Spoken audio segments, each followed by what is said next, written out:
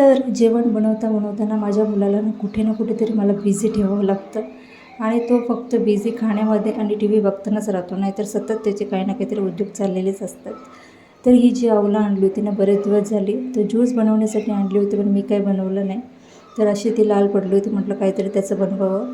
त्यासाठी तिनं उकडण्यासाठी मी ठेवलं होतं आणि हे हार मी सुकण्यासाठी ठेवले होते बरेच दिवस. तर ते छानपैकी सुकले होते, तर म्हटलं त्याची सगळी फुलं काढून घ्यावीत आणि काहीतरी टाकावापासून टिकावं म्हणून माझे काहीतरी उद्योग चाललेलेच असतात.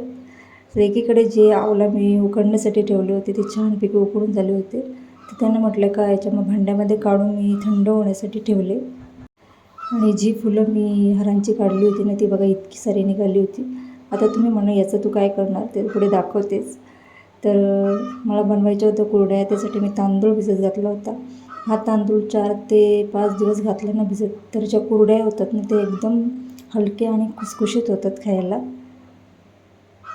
आणि आता हे बघा या फुलांचं जिथे मी झाडं लावलेली ना, तिथे ही सगळी फुलं मी अशी टाकून देते. तर गेल्या वेळेस काय झालं, मी अशीच हार फेकून द्यायचे आणि तिथे बरीच झेंडूची फुलं उगवली होती. म्हटलं यावेळेस आपण असा प्रकारात टाकून बघूया, आली तर आली.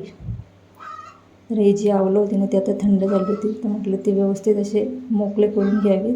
तर मला बनवायची होती आवळा कँडी. तर हे जे आवळं आहेत ना ते आता सगळे मोकळे करून झाल्यानंतर त्यामध्ये मी साखर टाकली आणि 2 दिवसासाठी यांना मी असंच झाकून ठेवणार होते. आणि किती गरमी असली ना तरी चहा मला लागतोच, चहाशिवाय मला अजिबात फ्रेश वाटत नाही. आणि आजकाल माझ्या मुलीला ना मला मदत करायची चांगलीच आवड निर्माण झाली आहे, त्याच्यामुळे प्रत्येक गोष्टीत लुडबुड करत असते ती. आणि संध्याकाळी पुन्हा जेवणाची तयारी. तर भाकरींसाठी उकड घेत होती, कारण त्यांची नाईट होती. आणि आजकाल घरामध्ये ना दिवस रात्रभर फक्त आणि फक्त कार्टून चालतात. मला तर काहीही बघून देत नाही तो. आणि आता हिचा शेवटचा पेपर होता आणि तिचा अभ्यास बघा कसा चालू आहे. एकीकडे टी व्ही बघते आणि एकीकडे अभ्यास. आणि रात्री गेली होती लाईट. बाय.